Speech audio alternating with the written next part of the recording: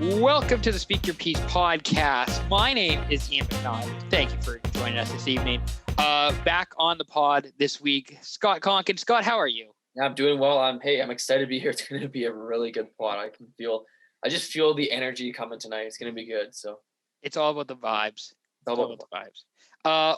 Joining us, this is his first time on the Speak Your Piece podcast, is our good friend, Hunter Verner. Hunter, how are you tonight? I'm doing fantastic, Ian. Thanks for asking. I'm excited to be here for my first time, and excited to talk some TikTok, talk some sports, and get the show on the road. Yeah, we should get the show on the road. We've been bullshitting for a little too long here. We should first mention, though, today is Tiger Woods and his car crash this morning. Seriously fucked up situation with that, just of him rolling over the hill. And I don't know if you've seen the video or the photos of his car.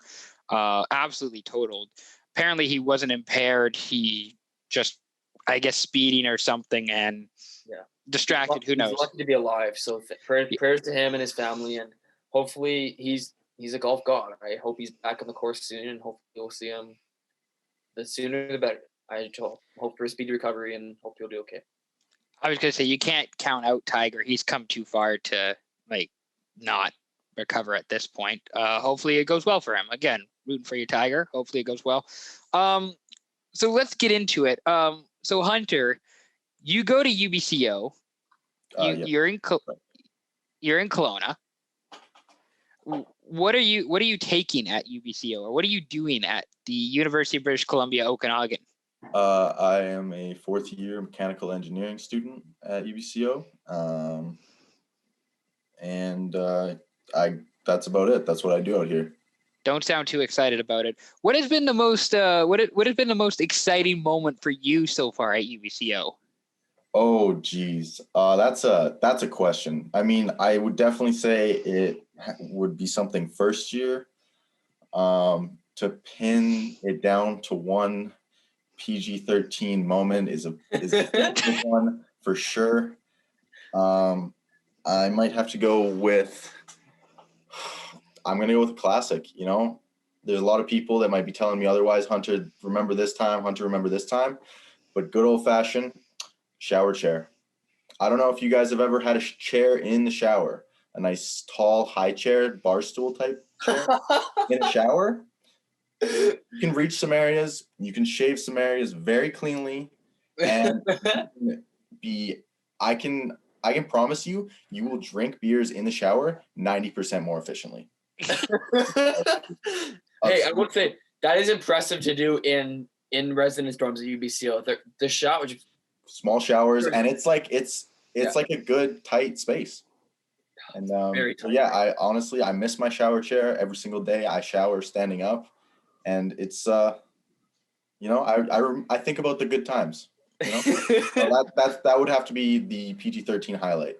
So shower chair. I've never heard of that before. That is a brand new concept to me.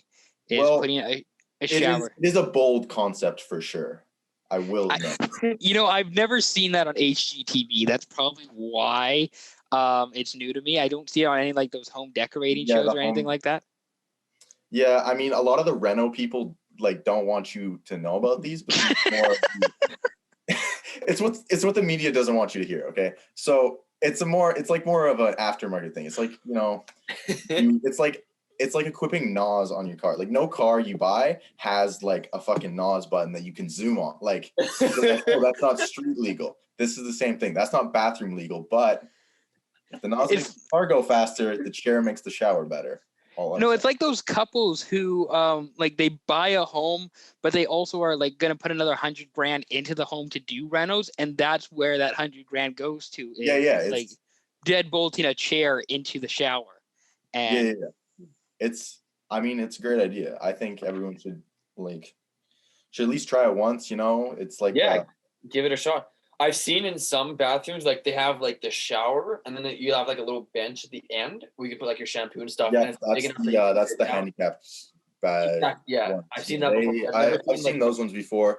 That is good, but the one downside I find to that, seat's too low. It's a low when they do that. You want to be high in the air. You almost want to be at like eye level with the whatchamacallit, shower head. Faucet. Yeah, with the shower head, so that you can really like it's spraying right at your chest, and you're drinking beers up here. You're above, and then you go down, rinse, come back up. You're above the water level. Like you're living on cloud 9. And so yeah, shower chair, I think is I don't know. Patent pending. Hey, patent pending. I'd have to get into it. There you go. So is that the peak of existence for you? Is shower chair? I wouldn't say the peak of existence, but it's pretty damn close. I don't think humans can achieve something that is higher than that. I mean, Elon Musk with all his crazy inventions might one day, but until that day comes, I mean, call me when he's got a chair in his shower. So I guess we should get into one of the main reasons why you're here. Right. Would you consider yourself TikTok big? No, not at all. No, not yet. No. Not yet. You're not up there with the Addison Rays and the D'Amelios. I'm not up there with the greats yet, Because I got your TikTok pulled up here. You currently got a little over, close to 2,000 followers, over 70,000 likes, close to 71,000 likes. You have 2 videos. Yeah, one with 220,000 views, 141,000 views on another one. Talk about your TikTok success and how you got here. I mean, I love my fans. I credit all my success to my fans, and my fans being mainly goth girls, bisexual of that kind. And yeah, I don't know. I've got a lot of DMs from good-looking goth girls, some less good-looking goth girls, but I owe most of my success to, for some reason, goth girls are into what they call golden retriever boys, and I fit the description. So, I mean, I really just capitalized on an investment right there, and I feel like I won the lottery. There's no other way to put it. Won the lottery, of course, by being on the podcast, not having all these fans. Cassie, good save. That's a good plug, good save. I was gonna say, I mean, have you talk about an investment with TikTok? Has this investment led to any sort of relationship, potential post-COVID meetings, hangouts, any sort of thing like that? Well, not yet, but I mean, not to say that it won't, but as of right now, the TikTok For You page is, as said, for you. So I'm showing up on goth girls' TikTok pages because it's most likely goth girls come across my video, right? And goth girls, they don't really have a region. They don't have a country of origin, it's not a religion, and it's, goth girls are all over the place, all over the world. I've got some follows from lots of different countries. So, it's not that we're not going to get some goth girls in Kelowna. It's just that I haven't appeared on their For You page yet.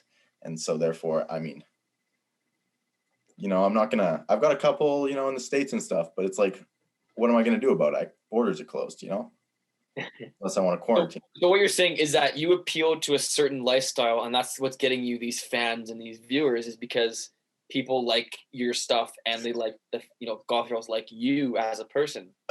I mean, not just me. Like I've seen a lot of comments on my page from other boys like me commenting, "Hey, I'm looking for a goth girl," and then boom, goth girl replies to their comment, I'm goth girl, and then all of a sudden I'm like, whoa, I am Tinder. This is a new power.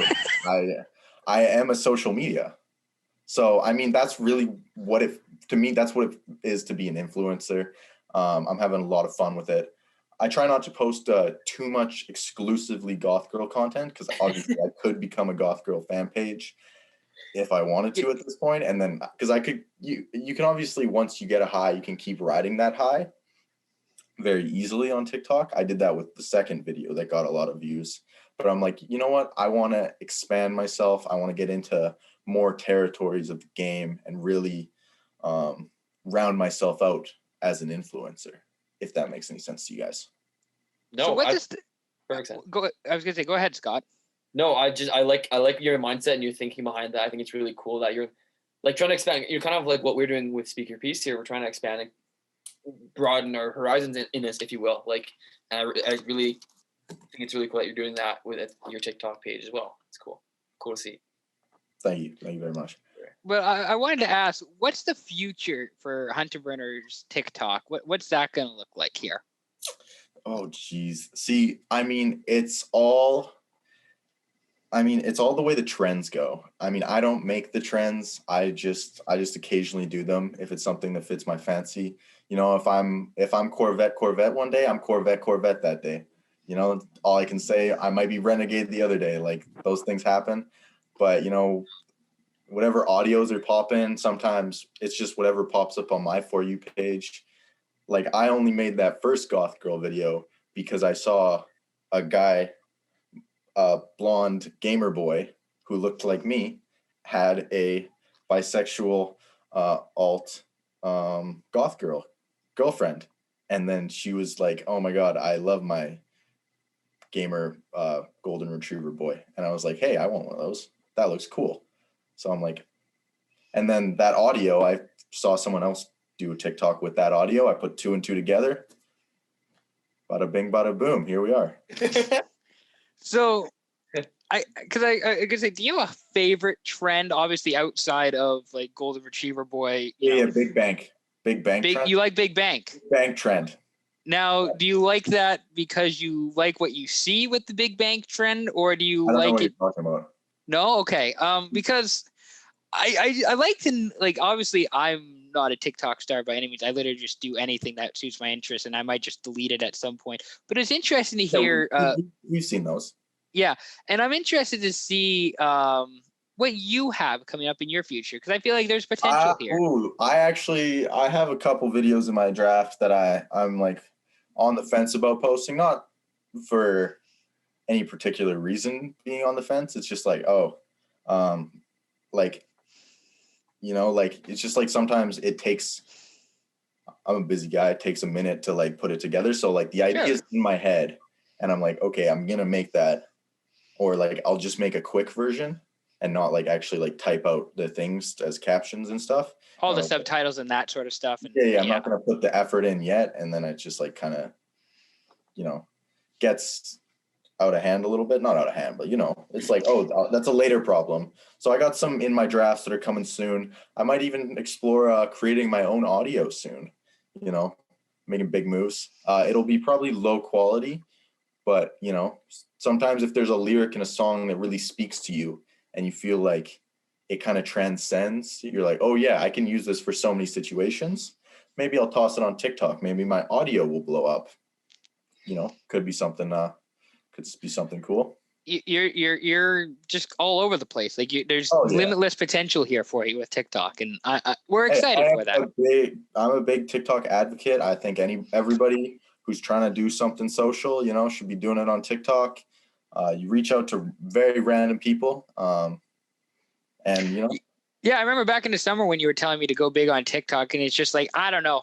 Seems like those numbers seem a little bit fake, and it's like, no, everybody's doing it, and then you just get over like 200, like 20,000 views on one post, so it's just like, it might work. Oh, I follow quite a few like sports guys that just will do like a 30-second, 20-second little talk about like, they'll be like, oh, I just watched this basketball game. They'll give the little recap, and I see that's getting like 20,000 likes. I see guys that I'm like, oh, I'm sure this guy will appear on like a Sports Center thing or something like that, just because of all this following he has on TikTok that will probably transcend to his Instagram and to his YouTube that I'm sure he has linked, or his podcast or whatever route he's taking. I was going to say my favorite TikTok probably of all time. I don't know if you follow Chase Claypool, who's a Pittsburgh Steelers. Chase, yes. Yes, one of the he did a stitch with James Charles, and like I don't know if you've seen that one where like James is doing their thing, and Chase is just like, yeah, no, not today. not today. And I just laugh because it's like, that dude's funny. Was it? I think it was one of James's thirst trap videos. Yes, it was. Yeah. I didn't want to explain it too much, of course, but just yeah, of course. But just checking we're on the same page there. I think I did see that video. Speaking of, do you have TikTok up right now? I don't. I just put my phone down. So okay. Wait, do you follow the Bills page by chance? I don't follow the Bills, no, but I've seen like some of their stuff has come up in my For You. Did you see what their post today? No, I have not. Should I go take pull a look that up? Pull that up? Like trade rumor essential, man. I swear, if it's about Russell Wilson, I'm gonna. No. The Bills, man, they're Josh Allen. I'm tired of people telling me about Russell Wilson rumors.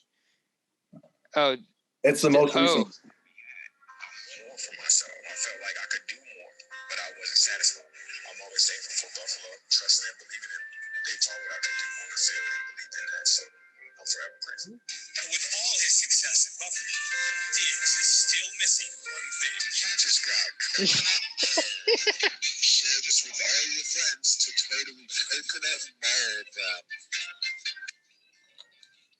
You just got coconut mauled, Ian. I got coconut mauled. Nice, thank you. Yeah. I got coconut mauled earlier because I thought the Bills were trading Stephon Diggs, and I'm like, oh my god, this is Bills' TikTok page. Like, it looks like this is legit. This is seriously happening. Stephon Diggs, like, no way. And then I, coconut mauled. We could have a whole conversation of our favorite internet memes. One, I think they posted on their TikTok. I don't know if you saw, but the Arizona Coyotes. Who they were just finishing off, like they played 7 games in a row against the St. Louis Blues. Right. And they did a clip from a SpongeBob episode where Mr. Krabs just like, and we'll meet again the next day and the next day and the next day. And I was like, that one is really funny. I really enjoyed. Yeah. No, I enjoyed the sports pages and stuff. And like the actual teams getting in on the trends. I mean, it's a good place to be. I mean, they make me laugh. I love the Detroit Lions of all teams. They comment on everything. They are everywhere. They do not miss a beat, the Detroit Lions, which is actually surprising considering because they miss a lot of beats in games. Yes, they do. Speaking of missing beats, we should discuss the SYP fights because Gabe Krzyzanowski clearly missed a beat with what we were going with his proposed fight with SYP creator Kevin.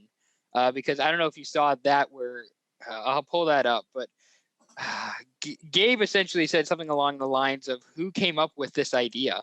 Right. He commented that, and then I don't know who did come up with the idea. I don't know the origins of the story. I did. I just came up with it. All you? This is all my idea. So yeah, Gabe said, how did this become a thing? And I replied, because we made it a thing, obviously. And Gabe said, our dads definitely messaged you about this. And which also does bring up a good point out of who would win SYP creator Dennis or SYP creator Cliff. I mean, that would be an intense fight. I can't pick against either of them. I know them too. I really can't either. I think that fight ends in a knockout either way. But as far as I can speak on Kevin versus Gabe. What are your Kevin versus Gabe thoughts? I just think, Ian, with the way you're setting this fight up, we got Gabe in one corner and Kevin in the other. And I just feel like this is like who's better, like Luka Doncic or like LeBron. You're disrespecting LeBron by putting Luka in the same category as him. I get it. He's on the come up, he's balling out. But Kevin is one of the all-time greats. Okay? You're slandering his name right now. This man is built. Shoulders like a truck, okay? He's a wide man. I have seen him bench a lot of weight. I've seen him squat a lot of weight. I've seen him deadlift a lot of weight. The man is quick. He's agile, okay? And like I'm not hating on Gabe. Gabe's on the come up, he's feeling himself. He's balling out in his own regard. But like to compare him with an all-time great like Kevin, I just don't know if I can I just can't bet against Kevin like that. You know, like, now the one pushback I got from this was that Kevin did set like track records at House Sound.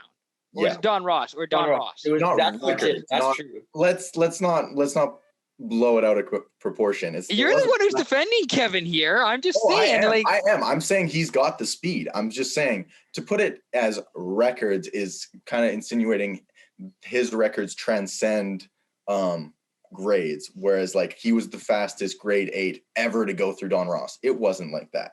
It was just like, oh yeah. Oh, okay. This sounds like someone's got some beef with Kevin about grade 8 track. Let me explain the situation. So if you guys remember, at Don Ross, there was a board. It had like the fastest 6-lap times, the fastest like whatever it was. Time. 2-lap, 4-lap, 6-lap. Kevin wasn't actually first. There was I think there was 2 other names. Hunter, I think yours was one of them. And Kevin I think for the 6th lap, I was one of them. And top of the leaderboard was a outstanding athlete by the name of Casper Woolley, who was faster than Kevin. Yeah. So Kevin didn't break records. He was fast. Don't get me wrong. Record-shattering fast. So that's misinformation I received then. Oh yeah, and he will keep that lie with him to the grave. Even when I talk to him about it, he's like, no, I was top, and I'm like, I don't think so. Okay, that's what I want. He did go to Sentinel in grade 9, so it kind of blurs everything. You know, that's just what I wanted to know, because I was told I was wrong because Kevin, broke records. Is what I was told at Don Ross. Okay, well, I just want to know. But you're still, you still are like, but Kevin still, I think, is in a different weight class than Gabe. Yes. Okay. Oh yeah, they're definitely a different weight class. Yeah. Definitely different weight class, and I just think, like, all I'm saying is, we have a K5 in fitness. We got a Kiefer fitness. I don't see a Gabe Krasnowski fitness. I don't think you need to have an Instagram fitness page to be in shape. I think you do. I mean, is that why I don't have one? I don't have one either. No, neither do I. Exactly. Well, Scott's probably the best shape out of like all of us. I would, and I haven't seen you in a while, Hunter, since we went golfing. Well, but define best shape. That's up. That's very up in the air in terms of like muscle, like and strength. Definitely not me. Without a doubt, it's far and away not me for sure. I don't lift that much, but cardio, maybe. Again, it's hard to compare because some people are phenomenal athletes, and I'm like nothing. You're trying to get that Colby Covington porn star cardio. Is that what you're aiming for, Scott? That's what I'm hearing out of you. That's not what I said, but okay. But Hunter, so who should Scott fight? Because that's been kind of one of our dilemmas here at SYP, is trying to figure out who Scott should fight. I think Scott, how much do you weigh? 160 plus a few pounds, give or take. I think you and Keith would personally be a good fight, or you and Gabe would also be a good fight if we're. Keith's like half the size of me. See, that's the problem. He's half your. He's a lot shorter than you. Yes. But weight wise, I think you stack up with Keith. Keith's low to the ground. He'd be hard to topple over. That's true. So Keith versus Scott. We've talked about Kevin versus Gabe. Obviously, I think we maybe discussed Rav versus Ray at one point. I can't remember who Rav was going to fight, but Rav would also be in there. Is there any other fights you'd like to see? I mean, I think we're forgetting the very obvious one: Jeremy versus Ian. That's the very obvious. That's the obvious choice there. That's the main event. We've been trying to set this up for years, but because I'm so fucking fat, I haven't been able to get down to anybody's level to make it happen. But that's okay. I'm not complaining. You're not complaining. Well, I mean, I don't think I'm in anybody's weight class right now either. What? I think I'm about like 220, 225. Okay, I'm 190 right now. Oh, holy moly.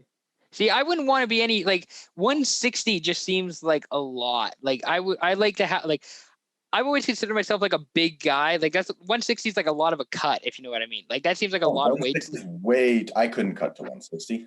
I'd be happy. I'd be happy at 190, 200 because I feel like a big guy and I have to like live up to the big guy the Matthew Tkachuk standards. The BMOC. You are the BMOC. Well, no, I'm not the BMOC now, according to my father. I'm now the BMOS, the big man on screen, because we are not going to campus, or at least I'm not going to campus. I'm the big man on screen, the BMOS. Malcolm's a smart man. All right, BMOS. All right. But yeah, no, I don't think I could cut to that little of a weight. I think I have a very accurate representation of what I could cut to, and I think I could cut to about 174 would be. That's very precise. So who do you think you have a shot at fighting yourself here? Like, there's a couple shot at fighting. Who do you think you would? Who would you? Okay, two questions. Who do you think you could fight, and who do you want to fight? Because those are obviously two different questions. Who do you think you could fight? Who do you want to fight?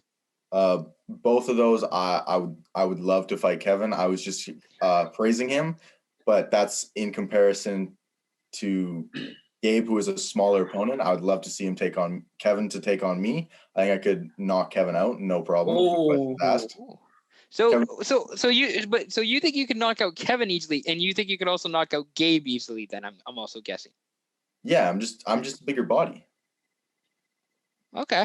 I got length on both of them. I don't know if you know this, but I have a 6'3" wingspan. I'm very close to being able to dunk a basketball. I could dunk a basketball in grade 12.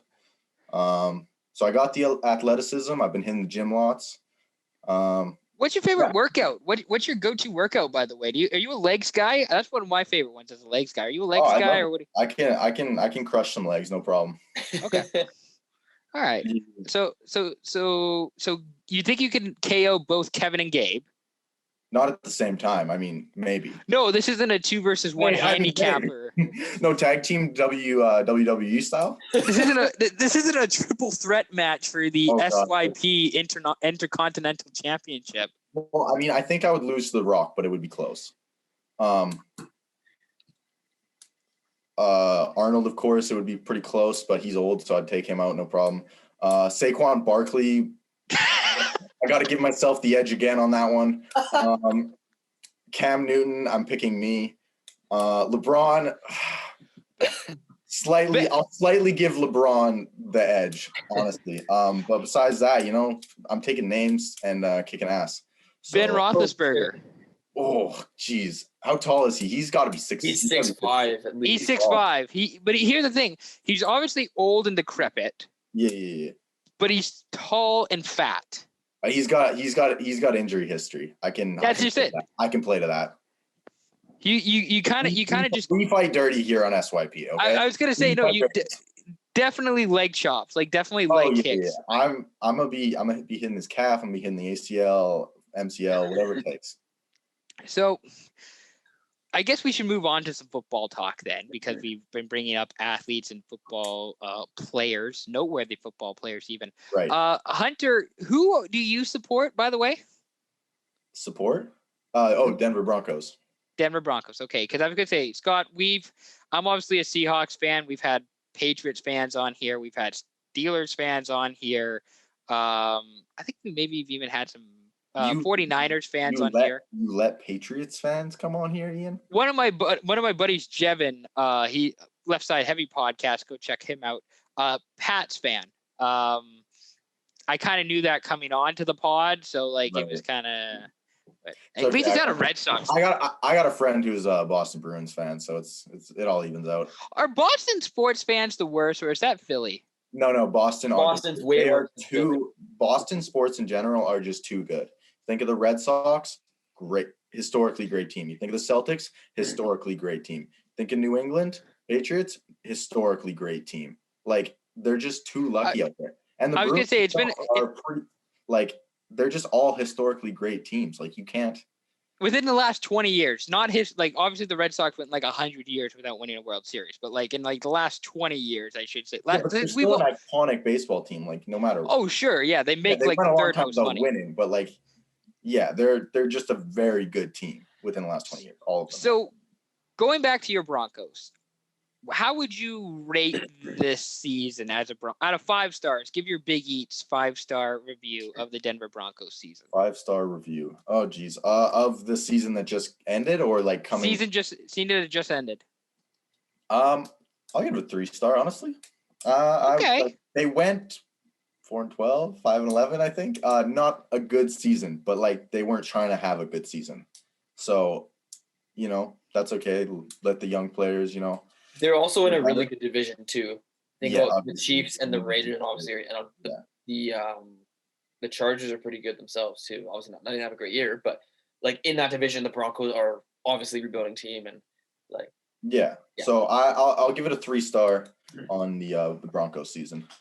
I should say before this season wasn't too high on the Broncos for obvious reasons. Yet I still drafted Melvin Gordon in fantasy this year, and I drafted Jerry Jeudy in fantasy this year. Not awful selections, and it gave me a reason to watch the Broncos. So I mean, here's the thing, I'm not totally against the Broncos. I just know that they're not that good, and Von Miller might be out the door too, and it's kind of like, I don't know what the direction is. Yeah, they're all over the place. I mean, like, I'm fine cheering for a team that's tanking or just, but what I really think they need to do, like they're starting Drew Lock, right? Or they did this season. They'll probably will next season unless they pick someone up in free agency or make a trade. Just Deshaun Watson always looking nice, of course. But I made that kind of like inference like a few weeks ago when I was talking football with my buddy Jack. I'm like, the Broncos could be players here with Deshaun. It's not out of the picture. Yeah, but it's definitely like a 10 to 1 shot of like the Broncos getting like Watson. Yeah. But what I think they keep bringing in bums. Not to disrespect anyone that they've brought in after Peyton Manning's retirement, the GOAT certified.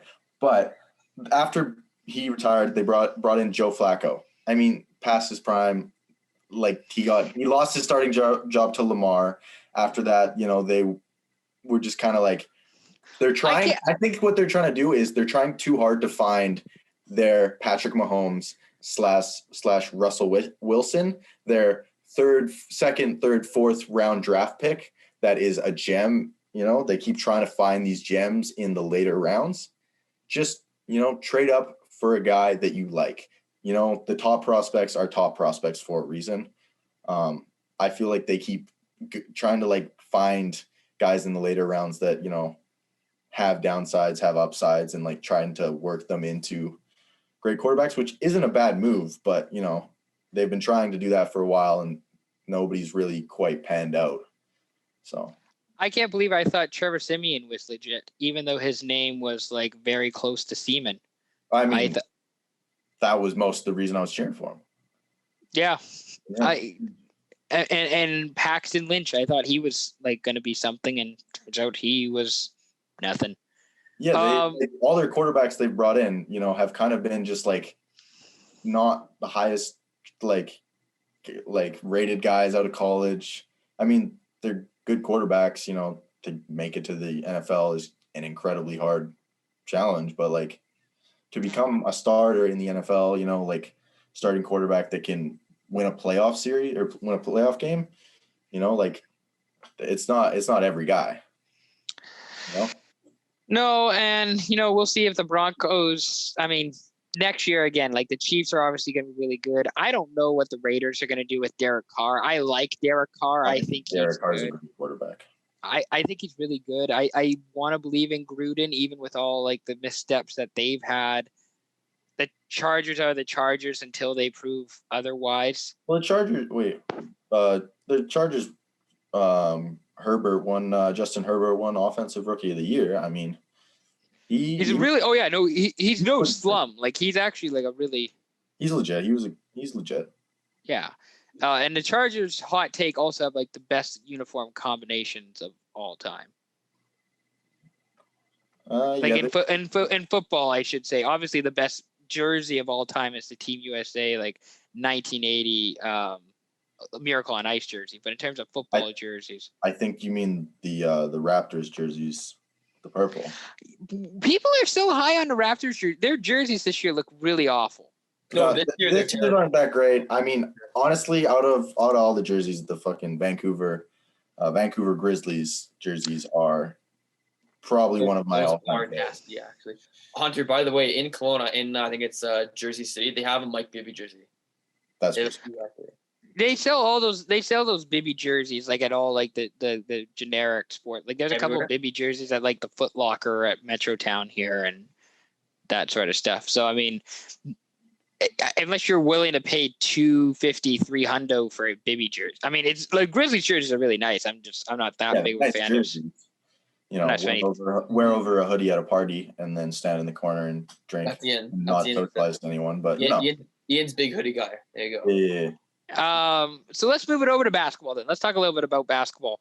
Raptors, better but still not good. Better for sure. I mean, they're making their way up. I mean, just above 500. So I mean, and in the East, it's not that hard to make the playoffs. You know. Well, compared to the West, yeah, without a doubt. Yeah. I think also the fact is like the Raptors just started slow, and once they got Siakam and VanVleet and Lowry, some of these guys going, this is what it should be expected. They should finish middle of the pack towards the top of these. Yeah, it's they should.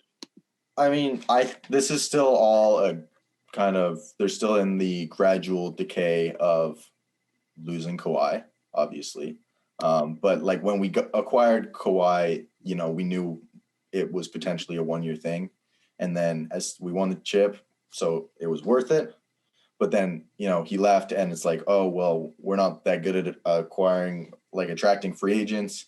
And we traded away a guy we really liked in DeRozan. So we're going to kind of digress a little bit. But our young players that are improving are just going to keep us at that middle pack. Until like they either make the step to a superstar and stay with us or make the step to superstar and leave. Part of it too, I was going to say part of it, I always wonder if like being in Tampa and being in Florida during a pandemic kind of has like some sort of impact on the team as well. Like that's. Oh yeah, that could have had a big impact on the start of the season for sure. But like, and now they're starting to figure it out and starting to get kind of climatized to it. Yeah. I would say. Not to state the obvious here as well, but I think having fans in Toronto is huge because you think about how loud that place is every home game. It's nuts, and I've always wanted to go to a basketball game, and that would be the place where I'd want to go because it'd be nuts in there. So I think it's definitely plays a role. Some from speaking from experience, I loved playing in front of like for us and like 500 people in smallish in the rink there. Like that was unbelievable. Imagine like 20,000 screaming fans. Unreal. So I think that's definitely a factor for sure for those guys. Yeah, no, I mean that the fans affect, you know, everyone and not being on your home court along with not having fans. Like, yeah, you don't even have fans outside the arena now. Florida. So like, what can you do? You just feels like you're playing a bunch of scrimmages. And so it's understandable that they had a slow start because, you know, they're just waiting to get into it. So, well, I wanted to throw it over because obviously fans, not having fans there sucks. But I wanted to throw over, one of you guys mentioned Kyle Lowry. And I wanted to hear what your thoughts are, Hunter, on the internal SYP debate on who's the thickest dude in the NBA. Kyle Lowry has got quite a bit of, you know, support. John Wall got quite a bit of support as well. Dwight Howard, Kelly Oubre. I don't think whoever voted Kelly Oubre was actually looking at his butt. I mean, you can look at his butt. It's a great butt, but there are other features of Kelly Oubre that I would rather be staring at. Well, I think I was going to say, I just said Kelly Oubre just because like overall, all around, he should be in the conversation if we're talking about things that turn us on. But yeah, I do agree. I think Kyle Lowry takes the cake literally and has the cake. It shouldn't really be a debate at this point. It's like Kyle Lowry does have the fattest ass in the NBA. And, you know, I just like, what else is there to say about that? Like if there are dedicated pages on Instagram and TikTok for a player's butt, like you can't argue with that. That's proven right there. That's like ass is ass is ass. Ass is ass. Like if you're talking about a draft bust, Kyle Lowry is not a draft bust. Okay, if you're talking about a bust in my pants, Kyle Lowry can make me do that. So I was gonna say, could the Raptors like use, is that part of like a trade asset? It's just having a fat ass. Well, honestly, I've always came up with the points that Kyle Lowry, there's a reason he takes so many charges. Okay, it's because he has the largest cushions. Like he's not. You see him take charges from 6'10" monstrous guys, and he just takes it because he knows. Oh, it's like I'm falling onto a mattress. It's for him. It's not the hardwood. Okay, everyone else, hardwood NBA surface. Kyle Lowry takes the charge. Oh wait, what? Like I'm on the ground already? I didn't even notice. Cushions. So, I mean, there's a reason he takes all those charges. There's a reason he's so good at taking those charges. And so I feel like that aspect of his defensive game that, like, people know what he brings to the table, The amount of people who I was going to say, the amount of people who I've seen or heard who are, like, just sick and tired of Kyle Lowry charges is actually hilarious just because it's like, yeah, this dude is just fucking fat. Like, no wonder he's like getting so many charges. Well, I mean, he can take the charges, no problem. I mean, so yeah, I like it's good defense. I mean, it's part of the game, and in a league right now that there are so many fouls on the defense, so many free throws. It's good to have that as something that the defense can do to stop those things. So I'm okay with all the charges Kyle Lowry takes, even if Kyle Lowry wasn't on the Raptors, wasn't on the team I'm cheering for, because there are guys that get to the free throw line so much that, you got to have – the defense has got to be able to do something to stop that. So speaking on that topic, I wanted to get your guys' thoughts on Trae Young. I know Ian's laughing because he knew this might come up. On Trae Young and how, like, do you think he's, like, ruining the game? I've seen this come up in a few places. Do you think he's – doing way too much to get a foul? What do you think? Well, I mean, were you on James Harden's side when he was in Houston? Was he? I was not. It's just me speaking. I was not. That was boring as fuck to watch. I've never been a huge James Harden fan. I just don't like how he plays. And I would take, even the years he won MVP, I would take Braun, Durant, Curry. Okay, well, yeah, I think those are better. Those are all better players. Even like Damian, I'd take Damian Lillard over James Harden. How about that? No, I mean Dame's balling out this year, so. That's my point. Yeah, exactly. But I don't mind.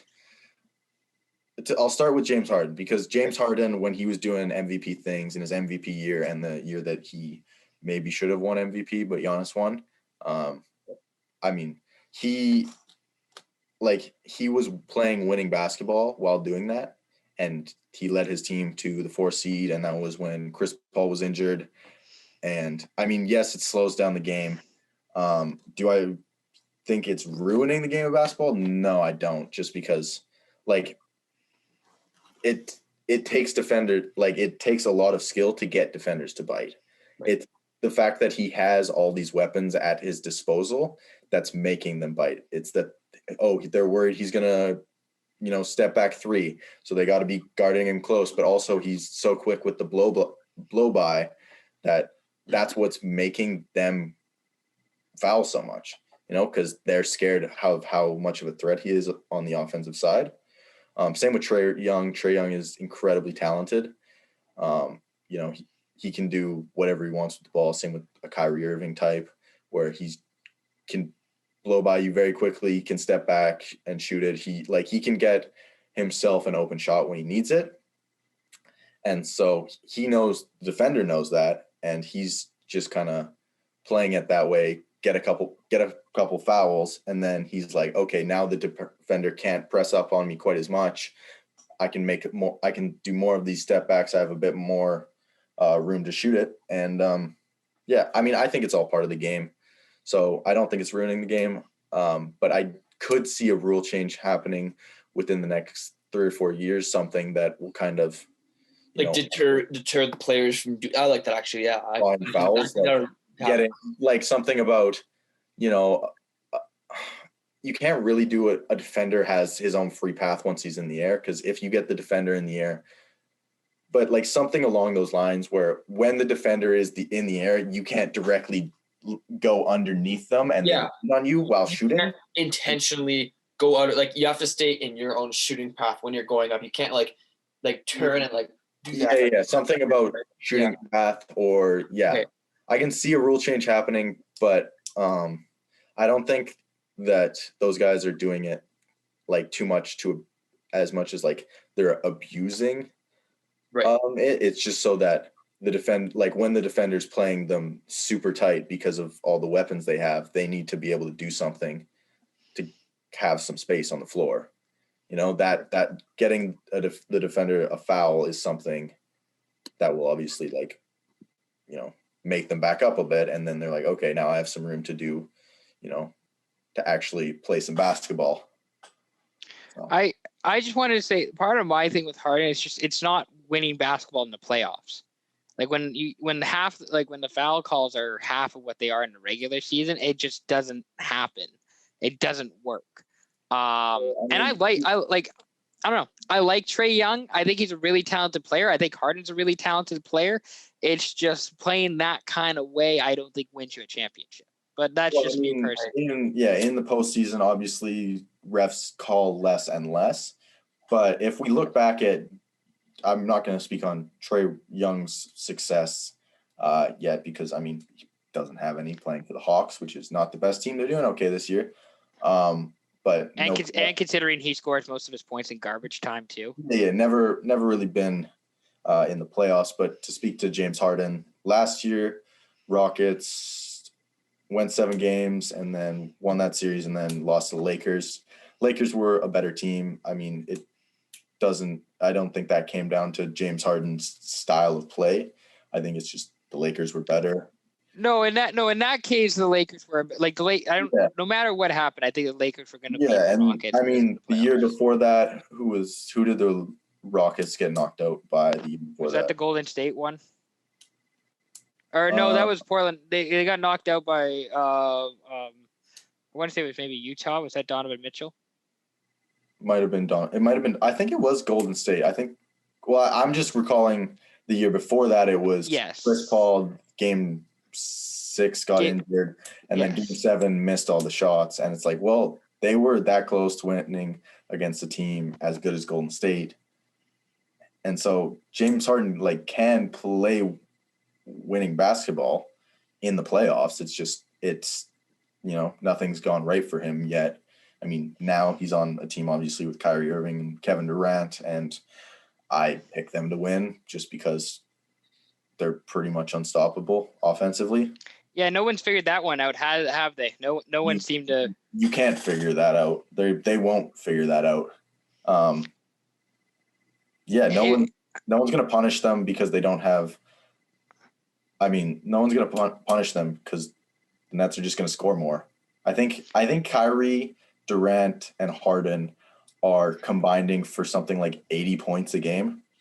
Yeah, that sounds about right. It's ridiculous how well they're doing, and I don't know. When they're doing that, every single role player on the floor, every time they shoot the ball, it's a wide open shot. And a player in the NBA generally knocks down wide open shots. Well, I was going to say, just from the 76ers perspective, because I think the 76ers are the second best team in the East. Give Embiid 40 points a game. Let's say if they meet in a series and Embiid gets 40 against them, doesn't really matter because the Nets have Irving, Harden, Durant. They have 80 points, and they have 80 points in the bag. Realistically, even with how terrible their defense is, you only need 120 points to win a game. Can the rest of your good role players like DeAndre Jordan and Joe Harris? I think Joe Harris is still on the team, right? Joe Harris is still on the team. Yeah. I forget who they are, but they're good role players. Can the rest of them combine for 40 points and the bench? They should easily be able to combine for that many points, and they should be winning games. And they are. They're a very good team.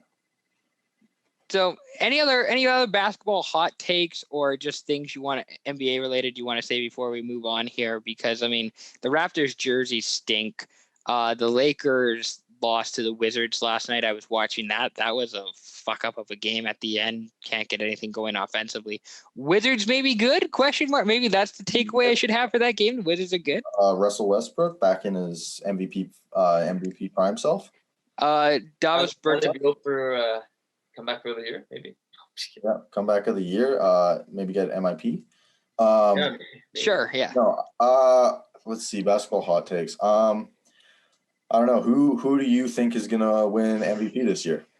I said LeBron at the beginning of the year, and I'm still sticking with. I think actually the odds for LeBron are better now than at the beginning of the season. I just said like LeBron's like he's just gonna make it about him, not make it about himself because obviously he's got a bunch of like teammates. The NBA is good at making stories. The NFL is the same thing as they're good at making these stories, and a lot of times the stories around LA and LeBron kind of drag the center. So even if you don't think he's gonna win, they still like to put him up in the odds because of he's LeBron and he is the best player in the world.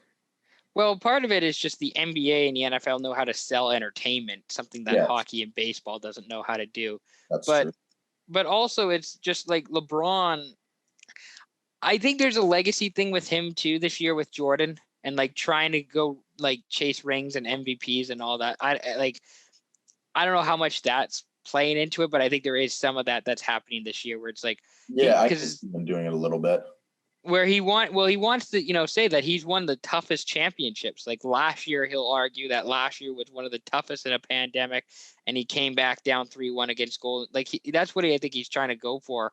And then of course this season with all the shit that's going on this season, he's just gonna say, won another tough championship, and I was the MVP of that season.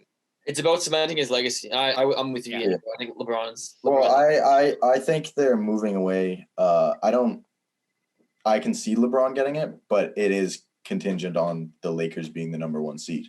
I think they're gonna what they've done for the last couple of years. What they're gonna, I think, continue to do is move away from it being a opinion award to who is the best player on the best team. I think that's what it's been coming down to and what it's going to keep coming down to in the future. So if the Lakers have the best record, I think it will be LeBron. It'll be interesting though, because they've been doing best player on the best team, but let's say the Nets have the best record, and can you really say one of those guys is the most valuable to their team? Because even if it was just two of them, they'd probably still be there, Well, they'll probably lose. Like they'll lose each other votes because people will be split between like, who's is Harry. That very well could be the sitch. Exactly. If they have the best record. And that's why I like how hockey does it with the Ted Lindsay and the Hart Memorial, because the Hart's actually for the most valuable player to their team, whereas Ted Lindsay's for the purely best player, and that's why McDavid wins the Ted Lindsay every second year or every year at this point. Right.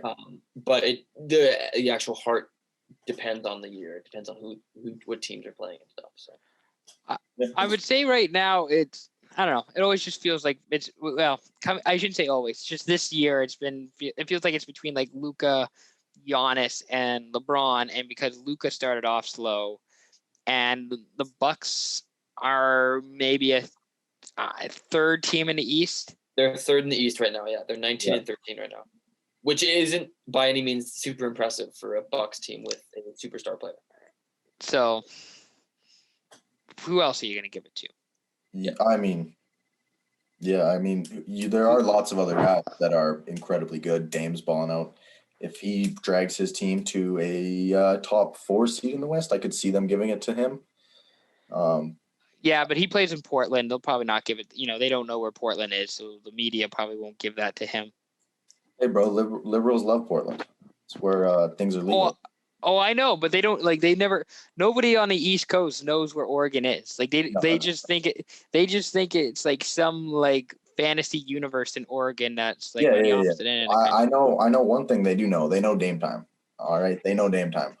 Should we move on to the mailbag? Let's do mailbag, yeah. We'll do the mailbag. All right, so this one probably more for Scott and myself because Hunter, you're not the biggest hockey guy. I mean, I play hockey, but I mostly just watch the playoffs. To be fair. Fair enough. So So our boy Jevin, Pats fan, Left Side Heavy podcast, go check that out. Good guy. Jevin asks, what Red Wings rookie you most excited for, Raymond or Sider? I'm assuming he's mostly asking myself because I am the Red Wings fan. I have an opinion on this, though. But go ahead. I want to hear what your opinion is on this. So Raymond needs more time, and he's not quite ready yet. He needs to kind of fill out and develop a little more playing. I'm not sure if he's either in Grand Rapids or if he's in Sweden, but he's in Sweden right now.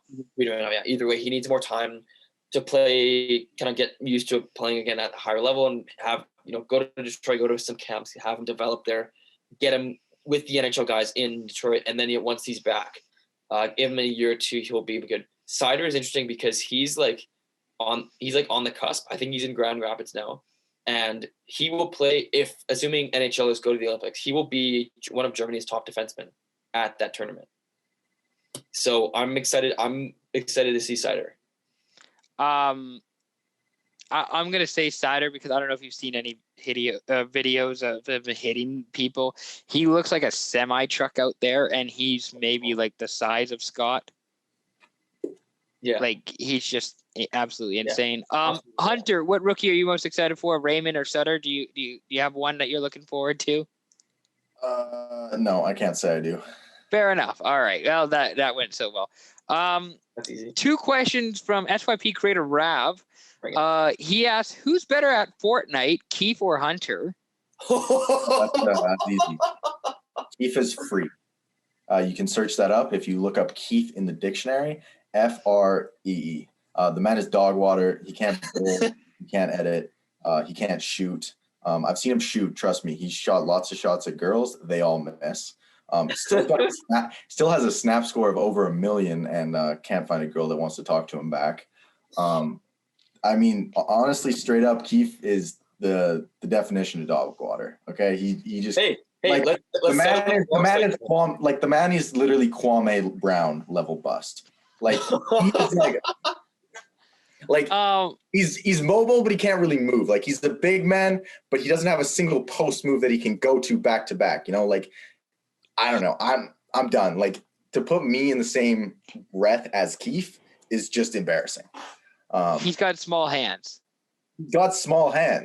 Like, yeah, I mean, he's just that's all I can say about the man Keith. So Ravisher also ask him if he's dog water. Keith is dog water. So that's what we're getting at.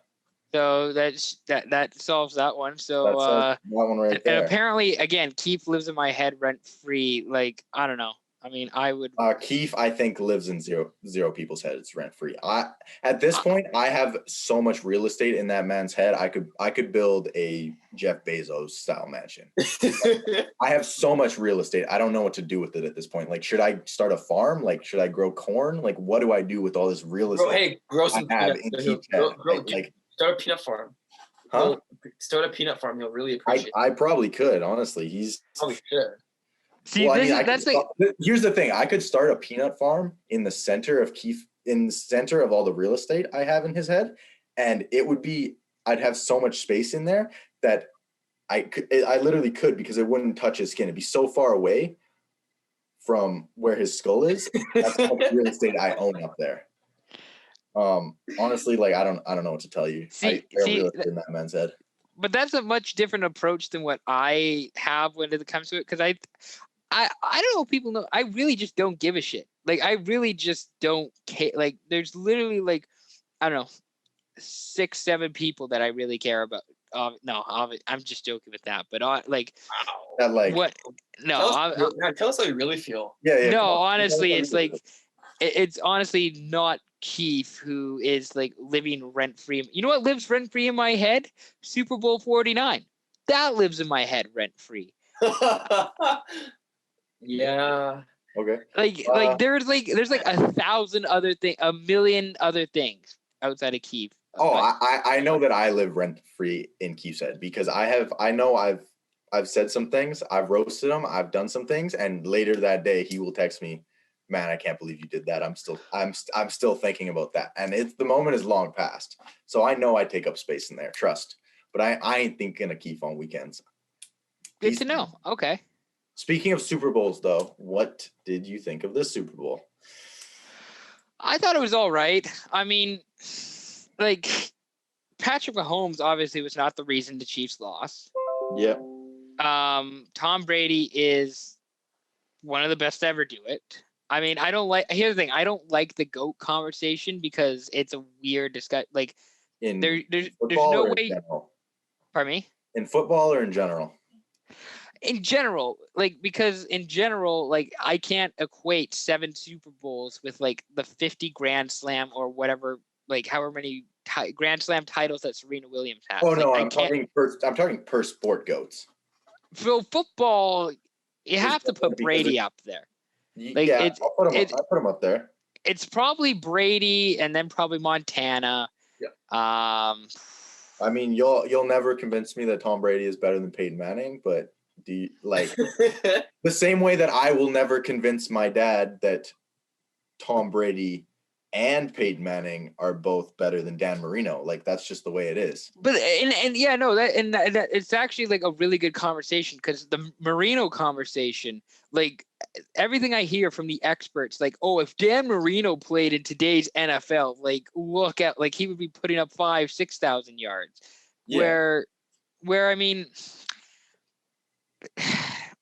the thing with Manning, though, I kind of have him lower than Brady is because of Super Bowls my team has played against them, and I mean,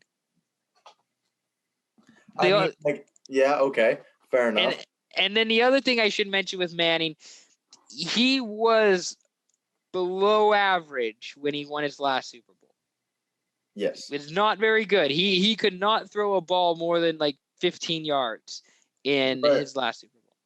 Okay, I'll give him that, but also Brady had the best coach of all time, and I think that I'm not calling Tom Brady a system quarterback by any means, but he was in a phenomenal system, whereas Peyton Manning, he was his own system just because of his football IQ. He literally could be dropped into any team, and he's calling plays. He's making these audibles off the bat. He knows the whole system. He knows every defense. I will also say I put him in the GOAT. Put him up there along with all his MVPs. I think he's 5 MVPs, quite a few. Couple here. Can I just say, so Drew Brees is on the verge of retiring as we record this right now. He's on the verge of retirement. What are your thoughts on Brees? Because he was, in my mind, never the best player in the league at any point. Always the number 3 or 4 quarter. I mean, maybe when he won the Super Bowl, he was the best quarterback, but never I never thought of him as better than Brees, or never better than Brady, never better than Manning, not very often better than Rodgers. Yeah. I've never thought about it that way. I've always thought, I mean, he's a great quarterback. He's been a great quarterback since he got in the league, pretty much. He's been putting up great numbers. I would honestly agree with that. I've never really heard that take before, that he's never been the number 1 player in the league. And he's been here's the thing. My issue, we're getting off topic here, but my issue with Drew Brees just is that when we 20 years from now, when all these guys are retired and everything's all in the record books, and we're all going to see Drew Brees, who puts up a bajillion yards and a bajillion touchdown and won all these games, only has the 1 Super Bowl, same as Rodgers right now. But I'm just saying, Brees is that's Drew Brees, though. He, maybe he was the GOAT. And it's no, Drew Brees was never the GOAT. Drew Brees was never the best player in the league at one point, outside of maybe when he won a Super Bowl. Sorry, that's my Drew Brees take. No, that's a good take, and I think with all the when it's all said and done in the record books, not very many people are going to be making the point for Drew Brees GOAT. Nowadays there's so much film, but even because they'll see him in the record books and they'll be oh, look, he has all these things, but it's not like people know and can look up all the other quarterbacks that won games and all these other things. But I'm not holding the 1 Super Bowl against him. I'm not holding the 1 Super Bowl against Rodgers either, because all these analysts say, if Dan Marino was in today's league, I mean, he only won 2 Super Bowls. Marino didn't win any. Didn't he? I thought he. No, he never won any. Oh, he didn't win anything then. He only he went to one Super Bowl against the Niners, and that was it. Oh yeah, so I mean, You're probably again, he was in a time with like Montana and Elway and Bradshaw. Oh no, Bradshaw. No, after Bradshaw, but like all those kind of guys. Like it's the same sort of debate, just our generation is what we're having here between like Marino, Elway, and all those guys. Yeah. Okay, so I mean, a lot of people call him the best player they've ever seen play football. Whatever, got on the field or whatever, can throw the ball 80 yards on a dime.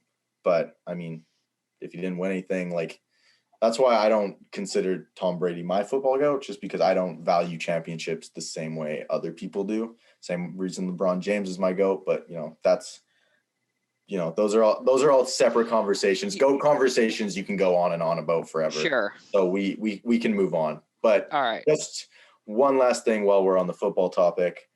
This year's Super Bowl did remind me of the good old Broncos versus Seattle Super Bowl back. Oh, it wasn't that bad. It wasn't that bad, but there was a that game was worse. It always felt like, for some reason, watching this game felt the same way, because obviously I was cheering for Kansas City in this game. I was cheering for the Broncos in that game, and it almost felt like, man.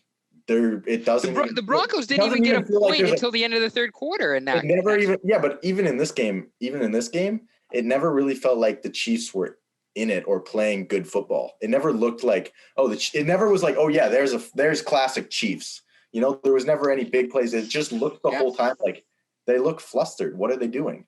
It just looked like they were all over the place. Wasn't bad, but it, like, watching the Chiefs offense, it didn't look like the Chiefs offense you had seen. Same with that season. It was Broncos were the number one offense in this league. Seattle happened to be the number one defense in the league, and it just looked like this isn't the Broncos offense that I've watched all season. Same with watching this game. It's like, this isn't the Chiefs offense I've been watching all season, No, but but Mahomes and the Chiefs offense was better in this Super Bowl than the Broncos. Oh yeah. It was better, but it still didn't look like I get where you're coming from, but it was not nearly that close. No, it was like that. That's an exaggerated version of what this Super Bowl was. So we also have two more mailbag questions. By the way, we're on a mailbag still.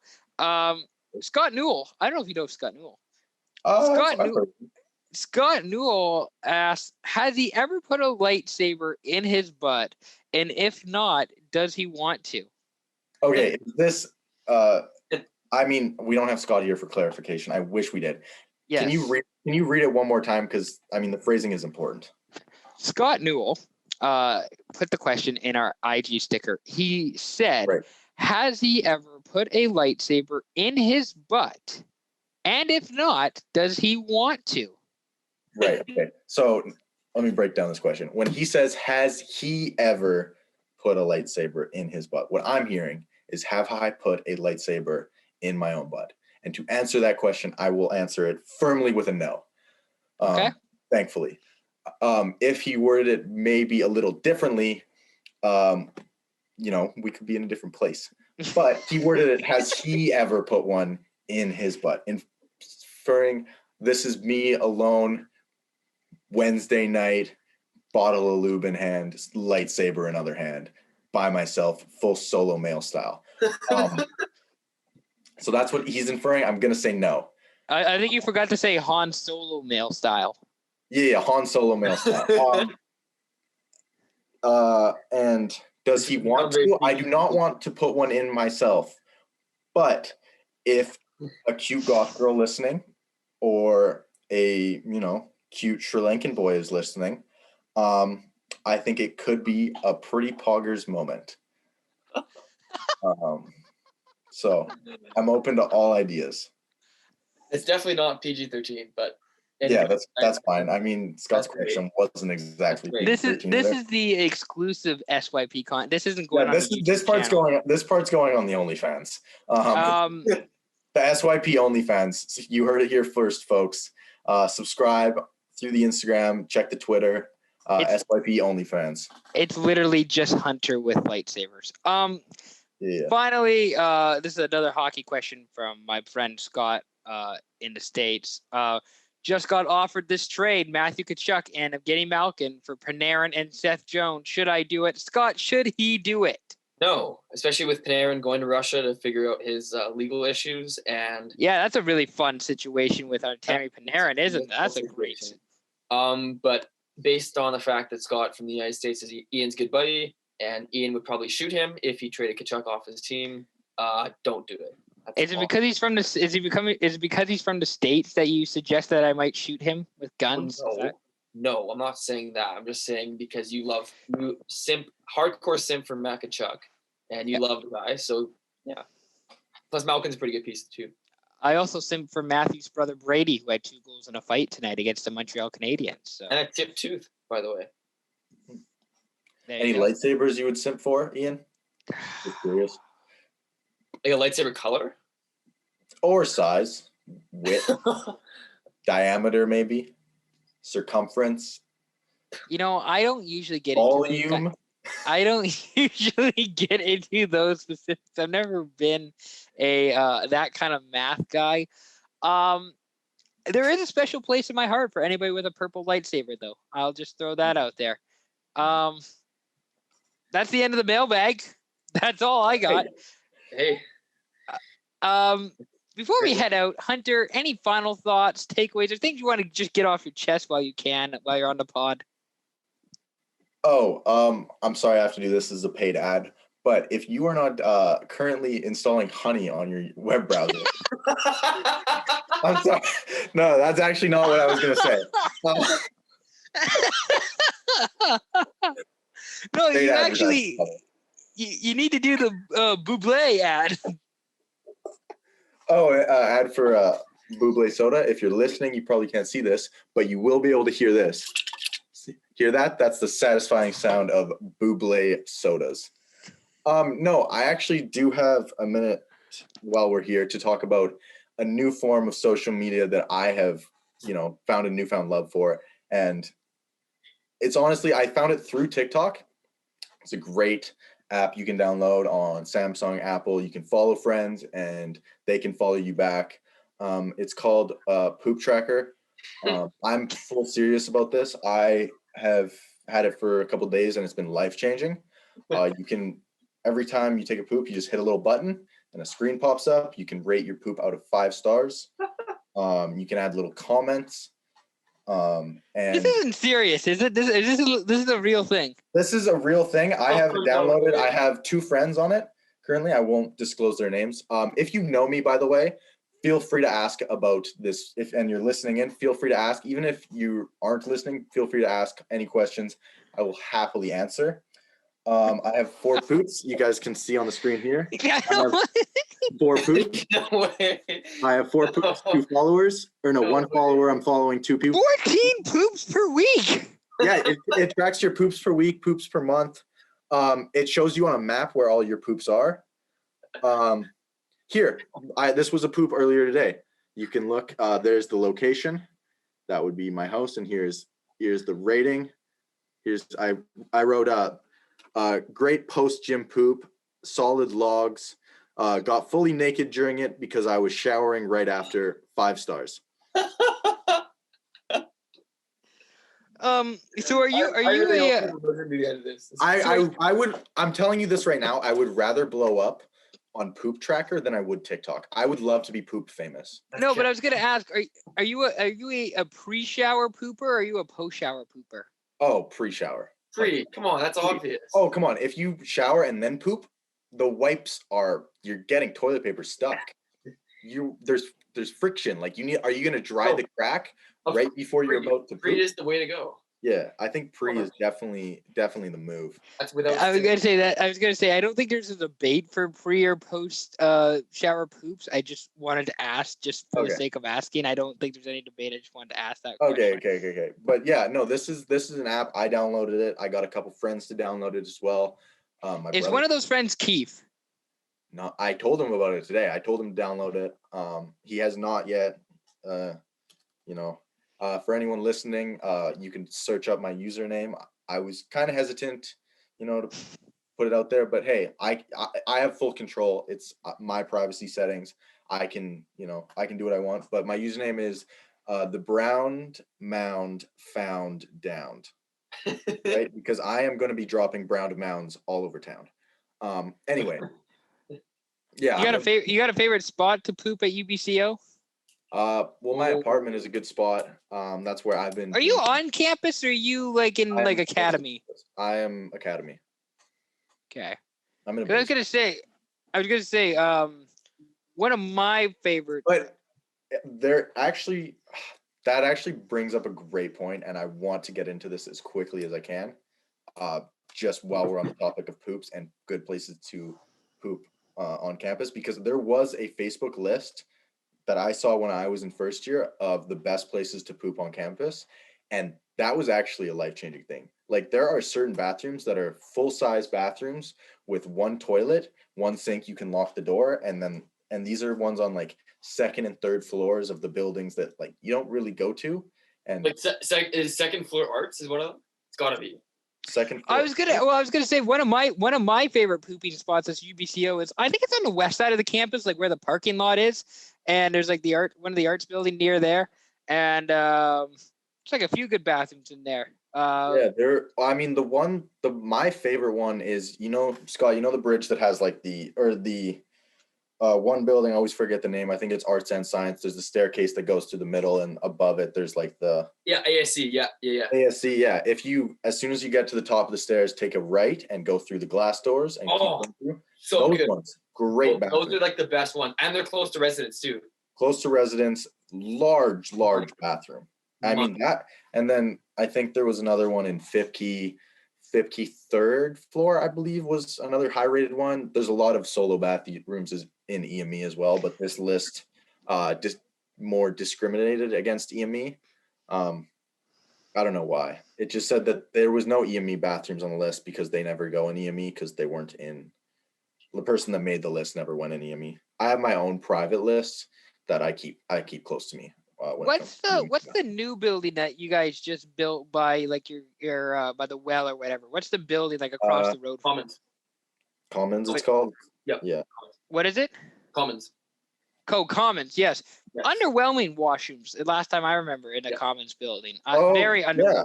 Yeah. And confusing as hell, if I might Very add. true. Very true. I've only been to your on the first floor, right? There is on the left is the men's and on the right is the women's. Same exact spot, one floor up. The men's is on one side and the women's is on the other. It's yes. Flipped. It's yes. And if you weren't paying attention, it is very easy to walk into the wrong bathroom. Absolutely. And it's like why I don't get why they switched it. Like, are they trying to, I just thought it was very underwhelming, and I've only been to your campus like 2 or 3 times now. And for a new building, they should have better quality bathrooms. Very underwhelming. Actually, the 0th floor does have a good bathroom. The bottom floor, I believe. True. Oh, when you go all the way down the stairs and past the. I think there's even a shower in there. Yes, there is. That's for emergencies, so it's not really supposed to. Yeah, it's an emergency shower. Emergencies, like when I have to shit myself on a hike. Right. That actually happened, by the way. When I'm in the mood for a waffle stomp, if you know what. Yeah. when I can't quite make it home, so I have to do it in the park. That's definitely a joke. Anyways, that's the podcast. Hunter, thank you very much for joining us. Glad you could come on and we could talk about pooping in Kelowna. Yeah. Always a great topic. Pooping in Kelowna, TikTok, all the fun things we talked about. Honestly, it's been great. Thanks for having me so much. A lot of fun. Thank you, Scott, for taking the time out of your night to be a part of this conversation. Glad you could make it. Great. Hunter, do you have anything you want to plug besides Poop Track or anything else you want to let people know about?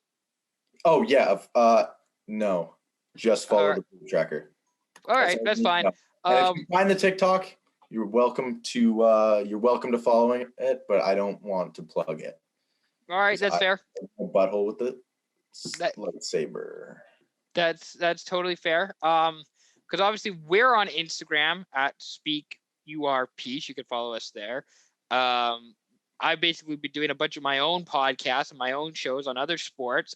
You can go check that out. That's the Ian McNaughton Show. Yeah, I named a podcast after myself. I'm that cool. We're getting started on Twitch. That's going to happen after the semester. I'm going to start gaming some more. We're going to do some Fortnite stuff. We might have some streaming tournaments. What else? Obviously, like and subscribe to the YouTube channel. We got hoodies. I really need to write this down. I don't know why I haven't done it. Hoodies. Pre-order your hoodies. Scott, anything else I'm missing? Oh, website. I want to mention website. I did a blog on Jack Eichel this weekend. Check out the website. Scott, am I missing anything else? Nope. Sounds good to me. It's All right. It's a good pod. That was a really good pod, actually. Really great pod. All right. Thank you very much, everybody, for listening. Hope you enjoyed it. We'll be back again soon. Peace out. And Keith's dog water.